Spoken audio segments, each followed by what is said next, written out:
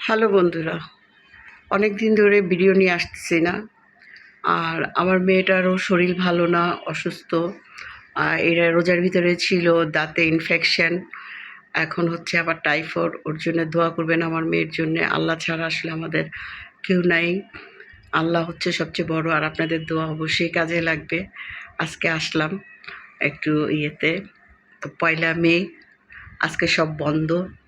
সবাই ভালো থাকবেন, সুস্থ থাকবেন, নিজের শরীরের ইয়ে রাখবেন, খেয়াল রাখবেন। পৃথিবীতে আসলে আমাদের আল্লাহ ছাড়া আর কেউ নাই।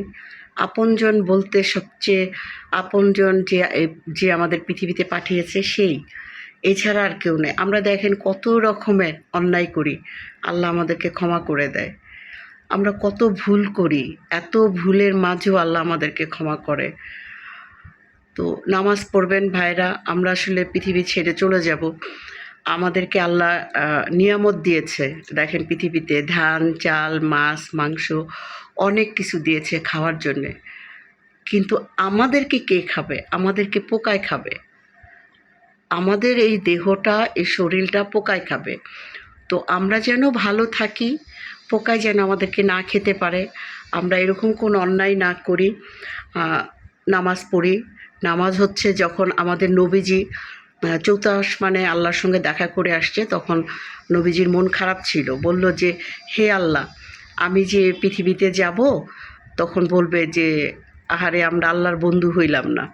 তখন আমার উম্মতরা কান্না করবে, তখন আমি কী জবাব দিব? তখন আল্লাহ বলেছে যে আপনি বন্ধু যে বলবেন, নামাজের সেজদায় পড়ে গেলে আমি আল্লাহ যে সেজদার মধ্যে দেখা করব। সুবহানাল্লাহ। তো আমাদের প্রতিটা মানুষেরই ৫ ওয়াক্ত নামাজ পড়া উচিত। পারলে তাহাজ্জুদ পড়ব, না পারলে নাই। কিন্তু ৫ ওয়াক্ত নামাজ পড়া আমাদের আসলে উচিত। কেন, আমাদের রিজিক দাতা, হায়াত দাতা, সমস্ত কিছু মালিক সে।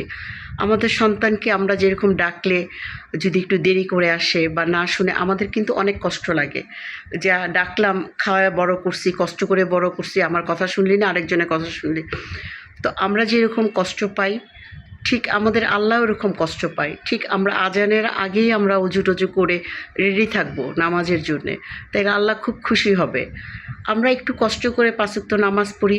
যদি আমাদের ভিতরে কারো ভিতরে কোনো ধরনের কালি থাকে, সেটা ঠিক হয়ে যাবে, সেটা পরিষ্কার করে দিবে আল্লাহ।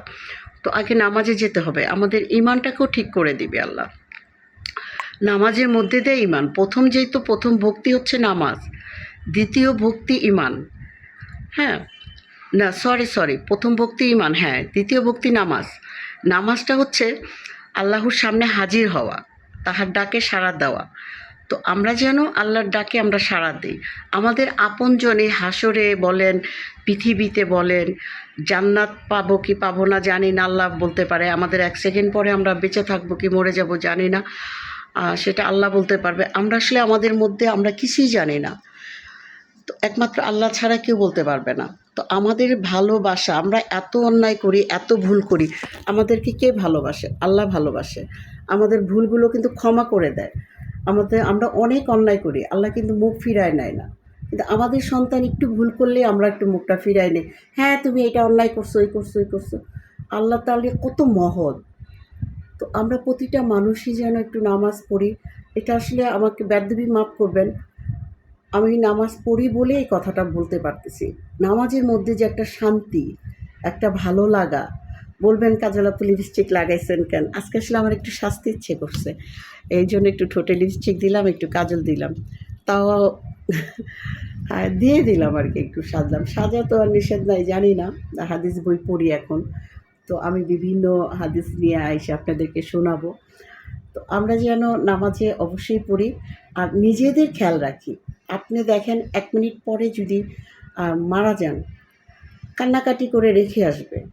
হ্যাঁ, তারপরে কি ভুলে যাবে, ৪ দিন হোক, ১ মাস হোক, ২ মাস হোক, ভুলে যাবে। এই জন্যে আমাদের কিছু আমল করে যাওয়া উচিত। আমরা টাকার পিছনে ঘুরতে গিয়ে বা আমরা বাড়িঘর করতে যেয়ে আমরা যেন আল্লাহর নিয়ামতের থেকে, আল্লাহর ভালোবাসার থেকে সরে না আসি।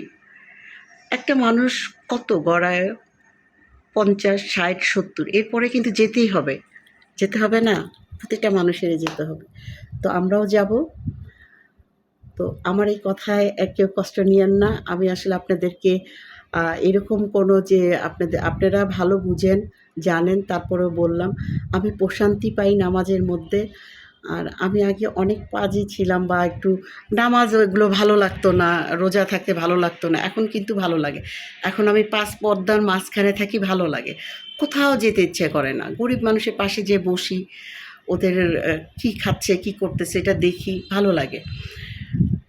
তো এখন আমি ঘুরতে যাই না, যাবো ঘুরতে, দেখি একটু ঘুরতে হবে। এই যে চুল-টুল পেকে গেছে দেখছেন? দেখেন আমার চুলটা পেকে গেছে। আমি বাসায় থাকতে, থাকতে অনেক টেনশন করি। তারপর টেনশন করা যাবে না। আল্লাহ আছে মাথার উপরে। আর কেউ না কেউ আপনজন আছে। অবশ্যই ভালো থাকবেন। আমাদেরকে ক্ষমা করবেন। ভালো থাকবেন। আল্লাহ হাফেজ।